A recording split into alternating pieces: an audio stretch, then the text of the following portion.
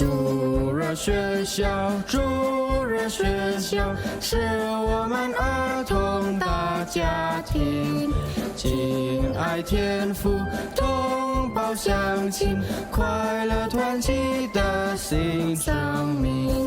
学习圣经，赞美不停，儿童爱主，教会复兴，握住命令，乐意遵行，一生一世荣耀主名。欢迎朋友们参加今天的主日学校。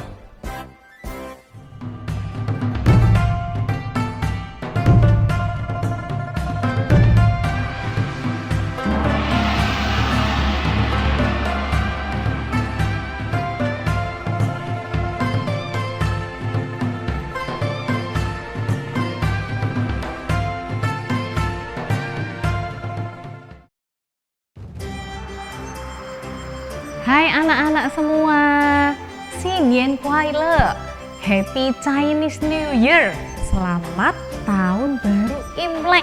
Wah, senang sekali lah Sobeta bisa menemani kalian di sekolah minggu online kali ini.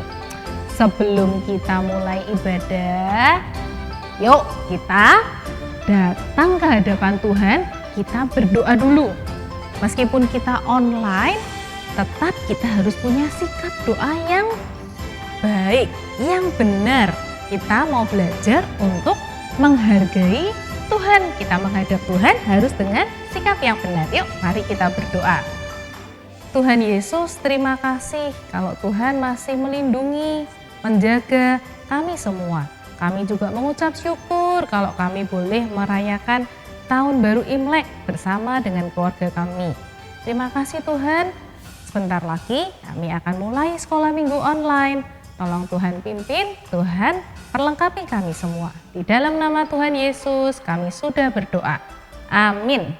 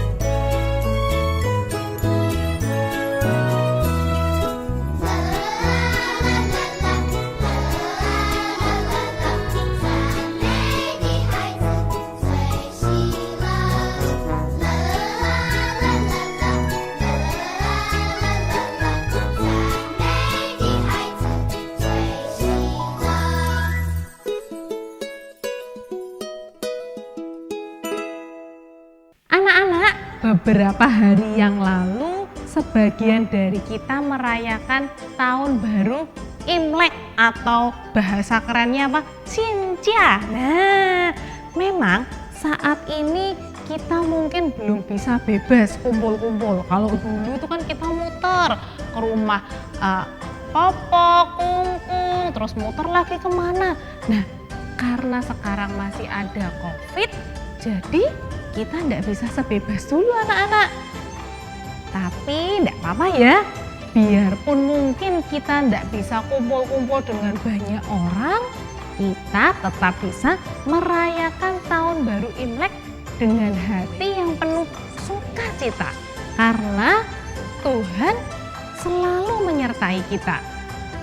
Nah, gak usah tahu nih, biasanya anak-anak tuh suka banget kalau mau Xinjia atau tahun baru Imlek. Pasti tanya-tanya, kapan sih Xinjianya datang? Kapan sih Xinjianya datang? Bukan cuma bisa kumpul-kumpul loh anak-anak, gak usah tahu, kumpul-kumpul juga enak. Terus makanannya pasti banyak banget ya, meja makannya sampai penuh. Terus bisa makan kue keranjang yang kalau Xinjia itu selalu ada. Tapi kalau anak-anak yang paling penting pasti bukan itu. Apa ya? Kira-kira apa coba yang paling penting yang ditunggu anak-anak? Coba langsung bawa. Tara! Nah, semua pasti tahu. Bener ndak yang ditunggu kalian itu angpau? Bener atau bener? Ayo. Nah, ngomong-ngomong soal angpau, kalian tahu nggak sih kenapa setiap tahun baru Imlek biasanya orang yang lebih tua itu kasih kita angpau? Artinya tuh apa sih? Bukan cuma kasih kita uang loh anak-anak, bukan loh, ini tuh ada artinya. Biasanya orang memberi angpau untuk mendoakan supaya orang yang menerima angpau itu mendapat kemakmuran, kebahagiaan, dan juga sebagai bentuk dari berbagi berkat. Bagi berkat lewat angpau. Kalau seseorang bisa merasakan bagaimana Tuhan sudah begitu memberkati hidupnya, pasti dia tidak kepingin diem-diem anak-anak. Pasti dia pingin berbagi dengan orang-orang yang di sekelilingnya.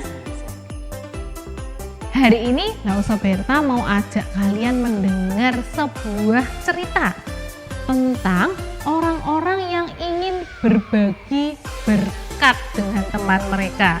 Tapi bukan bagi angpau anak-anak, bukan. Tapi mereka tuh memberi jauh lebih berharga. Yuk, sudah siap? Suatu ketika ada seorang bapak yang lumpuh. Lumpuh tuh apa sih anak-anak? Lumpuh itu tidak bisa jalan, tidak bisa bangun dari tempat tidurnya tanpa dibantu orang lain. Jadi kalau mau bangun tuh ya harus dibantu sama orang lain. Tapi bapak ini punya 4 orang teman yang sangat baik, terus peduli sama bapak ini. Suatu hari keempat teman bapak yang lumpuh ini mendengar tentang Yesus yang mengajar dengan penuh kuasa, melakukan banyak mukjizat, dan yang paling penting bisa menyembuhkan orang-orang yang sakit.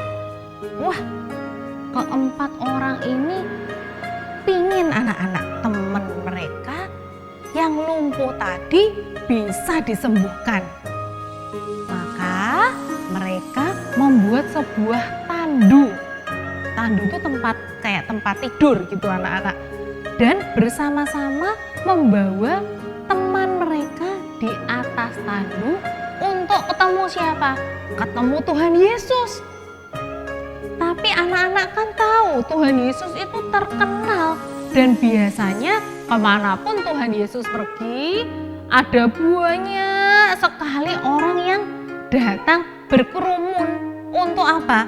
Mendengar cerita tentang firman Tuhan. Jadi 4 orang ini tidak mungkin bisa dekat sama Tuhan Yesus dengan bawa gotong temannya yang lumpuh. Wah, itu susah anak-anak. Mereka tidak mungkin bisa menembus kerumunan orang-orang yang sangat banyak itu. Tapi mereka tidak nyerah loh anak-anak. Mereka berempat berundingan. mereka punya ide yang cemerlang. Mereka membawa teman mereka yang lumpuh kepada Tuhan Yesus pakai cara yang sangat pinter, cerdik, cara yang smart. Nah, keempat orang itu naik ke atas atap rumah tempat Yesus mengajar sambil membawa teman mereka yang lumpuh tadi. Waduh anak-anak, coba bayangkan naik ke atas atap aja pasti tidak gampang, takut jatuh, ya toh? Apalagi mereka bawa apa? Bawa teman mereka di atas tandu. Kalau coba tandu itu miring sedikit, waduh teman mereka bisa jatuh, melundung ke bawah. Atau kalau salah satu dari mereka pada waktu naik kepleset, syut, mereka berlima bisa jatuh bareng-bareng. Tetapi mereka berhasil naik ke atas atap sambil membawa teman mereka. Dan sesampainya di atas, mereka membongkar atap. Sehingga ada bagian yang terbuka, yang lubang cukup besar menuju ke ruangan tempat Yesus mengajar. Dengan hati-hati mereka menurunkan tandu dengan teman mereka yang terbaring di atas tandu. Tepat sampai di hadapan Tuhan Yesus, di depannya Tuhan Yesus anak-anak persis. Orang-orang di ruangan itu melihat Bapak yang lumpuh di atas tandu dan otomatis Tuhan Yesus juga lihat. Tapi Yesus melihat sesuatu yang tidak dilihat orang-orang lain di sana. Tuhan Yesus melihat iman Bapak itu dan iman teman-temannya. Maka Tuhan Yesus berkata kepada Bapak itu, "Hai saudara, dosamu sudah diampuni." Tetapi di sana itu juga ada ahli Taurat, anak-anak, ada orang Farisi yang berada di dalam ruangan itu. Langsung mereka mikir, berani-beraninya Yesus ini mengampuni dosa. Memang dia Allah. Enak aja, yang bisa mengampuni dosa kan cuma Allah. Yesus tahu apa yang ada di pikiran ahli-ahli Taurat dan orang-orang Farisi itu. Maka Tuhan Yesus bilang apa? Apakah yang kamu pikirkan di dalam hatimu? Manakah lebih mudah mengatakan dosamu sudah diampuni atau mengatakan bangunlah dan berjalanlah? Tetapi supaya kamu tahu bahwa di dunia ini Anak Manusia berkuasa mengampuni dosa.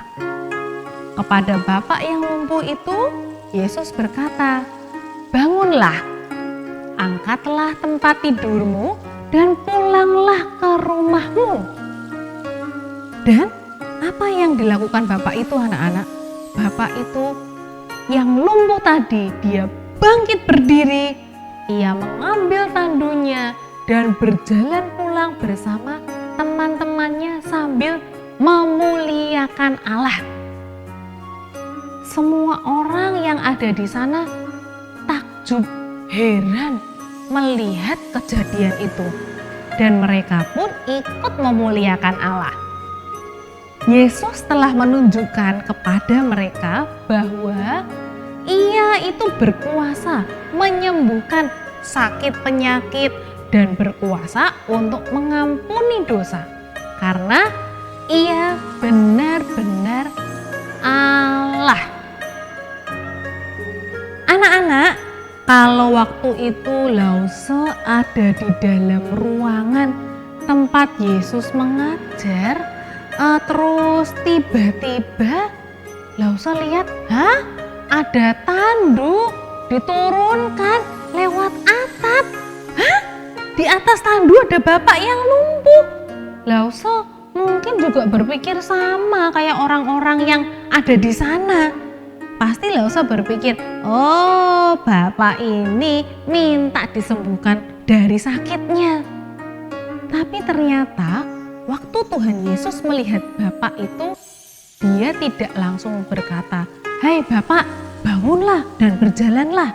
Enggak, Tuhan Yesus malah berkata, "Hai bapak, dosamu sudah diampuni." Kenapa gitu ya anak-anak?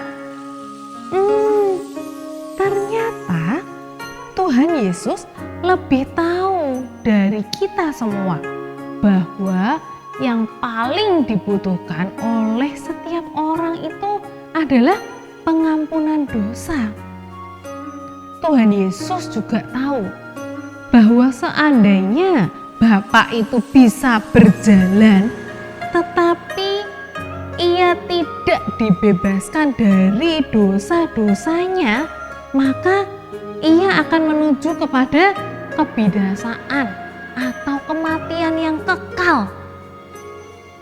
Tuhan Yesus tahu bahwa Bapak itu butuh disembuhkan dari masalah jasmaninya, yaitu kelumpuhannya. Tetapi yang lebih penting, kesembuhan atas masalah rohaninya, yaitu apa anak-anak? Dosa. Anak-anak, hanya Allah yang bisa mengampuni dosa-dosa manusia. Tidak ada seorang pun di dunia ini yang bisa membersihkan dosa-dosanya sendiri, apalagi membersihkan dosa orang lain. Dan Yesus berkuasa mengampuni dosa-dosa kita karena Dia adalah Allah yang menjadi manusia. Hari itu teman-teman Bapak yang lumpuh itu telah melakukan sesuatu yang sangat penting bagi teman mereka. Mereka memberikan waktu dan tenaga mereka untuk membawa dia menemui Yesus, sehingga dia bukan saja disembuhkan dari sakitnya yang lumpuh, tapi juga diampuni dosa-dosanya dan mendapatkan keselamatan. Keempat orang ini tidak berbagi berkat kepada teman mereka dengan memberi angpau, tetapi mereka justru memberikan hadiah yang jauh lebih berharga. Mari anak-anak, kita belajar untuk melakukan apa yang keempat orang ini telah lakukan. Mungkin kita masih kecil, kita masih anak-anak, tetapi kita tetap bisa berbagi berkat dengan keluarga dan teman-teman kita. Kita bisa melakukan hal-hal yang baik, contohnya kita bisa berdoa bagi mereka, kita bisa membawa mereka untuk mengenal Tuhan Yesus, supaya mereka bisa mendapatkan pengampunan dan keselamatan dari Dia juga. Anak-anak, ayat hafalan kita hari ini diambil dari Kolose pasal 1 ayat 14. Yuk, Alkitabnya diambil. Lauso hitung sampai 5 ya. 1, 2, 3, 4, 5. Nah, sekarang kita buka sama-sama ya. Dari Kolose pasal 1 ayat 14. Bunyinya apa ya? Di dalam Dia kita memiliki penebusan, yaitu pengampunan dosa. Ulangi lagi ya. Dari Kolose pasal 1 ayat 14. Di dalam Dia kita memiliki penebusan, yaitu pengampunan dosa. Anak-anak, sekolah minggu kita hari ini sudah selesai. Sebelum kita berpisah, kita akan sama-sama menutup sekolah minggu online kita di dalam doa. Mari kita berdoa. Tuhan Yesus, terima kasih hari ini kami boleh belajar dari keempat orang yang membantu orang yang lumpuh tadi. kami mau belajar untuk dapat berbuat kebaikan bagi orang-orang di sekitar kami. Kami mau belajar mendoakan mereka, dan kami mau belajar membawa mereka untuk mengenal Tuhan Yesus sebagai Juru Selamat. Terima kasih Tuhan, sekolah minggu online kami sudah selesai. Di dalam nama Tuhan Yesus kami sudah berdoa. Amin. Sampai ketemu di sekolah minggu online yang akan datang ya. Tuhan Yesus memberkati. Dah.